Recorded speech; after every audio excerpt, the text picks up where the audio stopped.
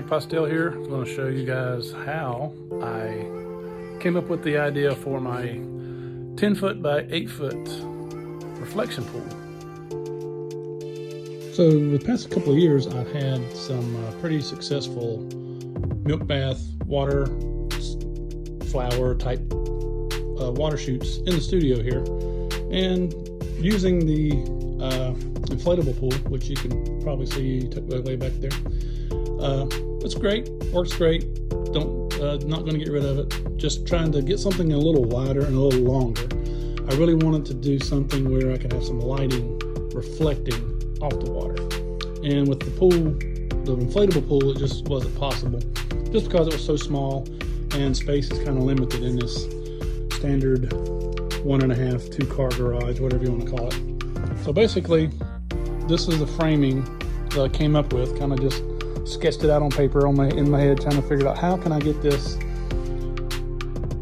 wider and longer, but not quite so deep. I don't want a lot of water in it, just want a few inches of water, just for reflection purposes. So what I came up with was just a simple wooden frame. I wanted this to be obviously as inexpensive as possible. So these are just standard stud grade 2x4s.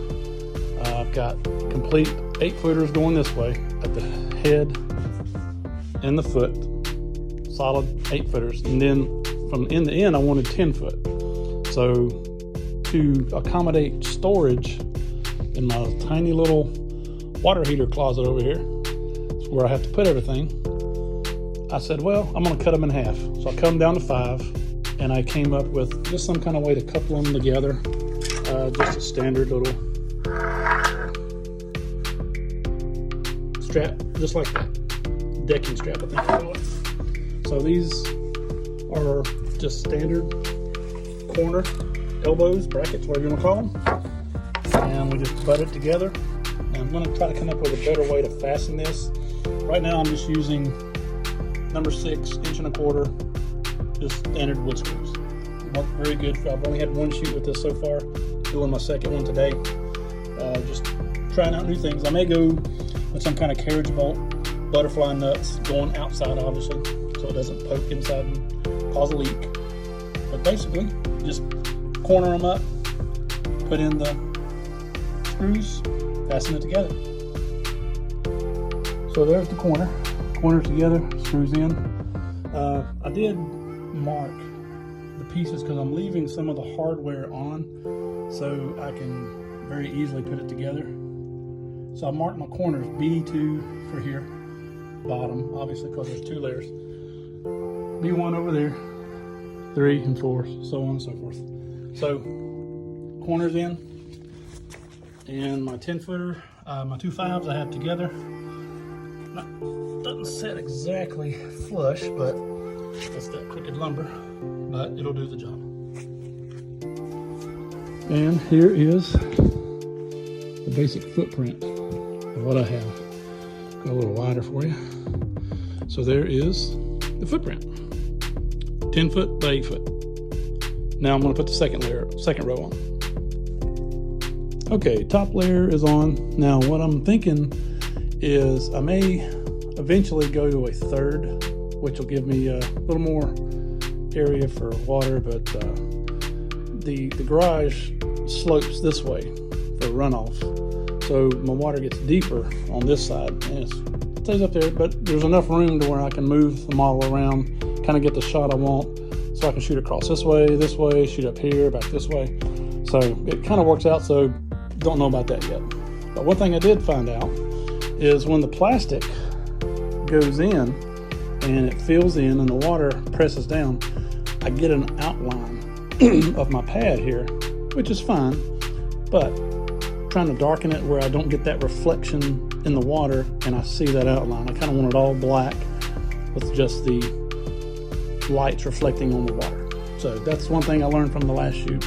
And the other thing is I'm going to flip this over to the smooth side, so all of those little diamond whatever you call them in the print doesn't show. But I'll probably get this showing, but oh well, it is what it is. But put a pad down so if we get to a point where I want her to lay down in the water, she's laying on a pad and not on concrete. And this concrete gets pretty cold. And all I did, I have a 12 mil, no, it might even actually be a 10 mil. I have a 10 mil plastic roll, 10 foot wide by 25 foot long, cut it off at 10 foot, actually 11 foot, so I have a little bit of extra. Get a 1.5 foot on each side that I tuck in, and using these clamps, once I get the plastic in, I'll show that here in just a second. But one thing I did know that I wanted to do is walking around this and moving and models getting in and out. I was afraid somebody was going to kick this, and all of it's just laying on top of each other right now. So I wanted to find a way to secure that. So I would hate to knock it over, fall down, then the water is going everywhere. And with that said, a little safety tip. All the lighting that I use for this, I try to use batteries. If I have to use electrical, I place them in a plastic tote, such as that. So all electrical connections are not on the floor. In the event that the water does get out, I don't get a electrocution situation going on. And all electrical connections connect to the back there on a GFI circuit to trip in the event that that does happen. So there's a safety tip. So to prevent that kickoff, I've got a few more of these straps. And what I'm going to do is I'm just going to come out here on the outside and kind of put them 2 on each section to kind of hold this together. Just be a few more screws, a couple more butterfly nuts if I eventually get to that point. Okay, the side braces are on, nice and tight. She's not going anywhere. We step on that, it's all going in one piece wherever it's going. So no worries with that. So now let's put the plastic out. So obviously you want to pull your plastic out to where it overlaps and you can tuck in. So you want to push down in the corners, get it firm on one side, and pull it up here, and just give it a nice little clamp to hold it. Now it works out great if you got help. Somebody who can pull one side, pull the other side, tuck it. This guy here is no help. Hey, if you're not going to help, move on. Move along. So obviously what you don't want to happen is getting this like really close and a little stretch once the water weights in it, moving around and splashing or whatever. You don't want this to fall off and then you got water going down behind, then you got a mess in the floor or an unsafe situation. So obviously across, I got it tucked nice and tight here. I got about 1 inch or 2 overhang here, so I feel good in that one. I'm going to clamp that one right there. Hey, how about pulling that other side over there? No, not this side. Go back to that side. No, over here. Okay, you're fired. So here's what I was didn't want to happen, but it's great that it did. So I've got my overhang here really like I want it. This is the low side, so all the water is going to be coming down this way because of the slope. So I definitely want a good grasp here.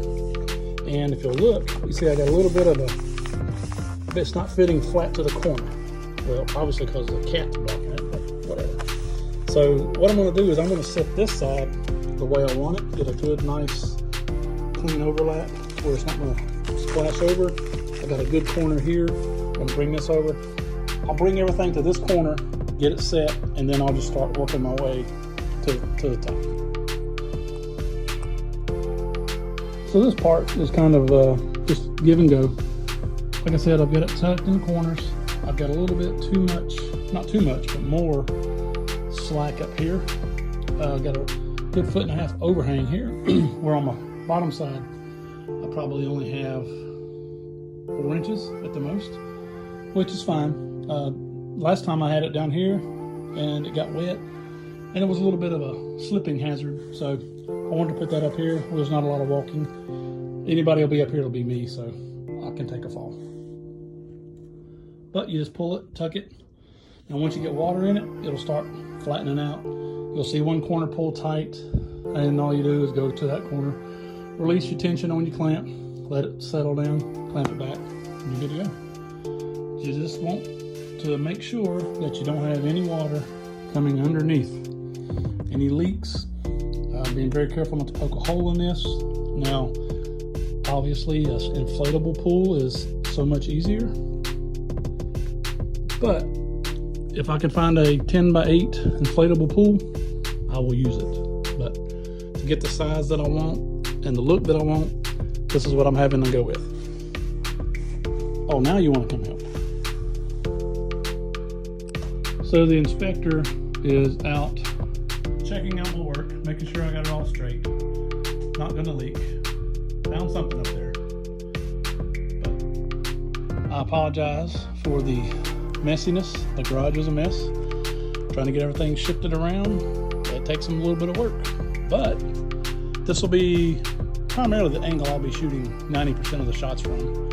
I'll have some lights back there in the back to reflect off the water back up here. I apologize for the heavy breathing. This is rough work for an old fat man. Totally worthless. No help at all. The models will be here shortly. Two young ladies are on the way, and we'll get to shooting. I will put up the lights and get those set up. And as far as results go, stick around to the end of this video, and I will have a few shots from the final products.